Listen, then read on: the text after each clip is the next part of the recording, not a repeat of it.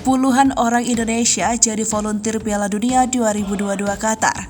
Ada 60-70 partisipan. Sebanyak 60-70 orang Indonesia ikut berpartisipasi di Piala Dunia 2022 Qatar dengan menjadi volunteer.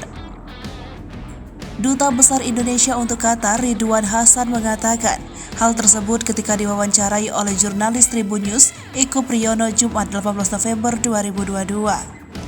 Ridwan mengatakan jika jumlah penduduk di Qatar tidak banyak, yaitu sekitar 2,3 juta dan sebanyak 400.000 orang adalah warga negara asing.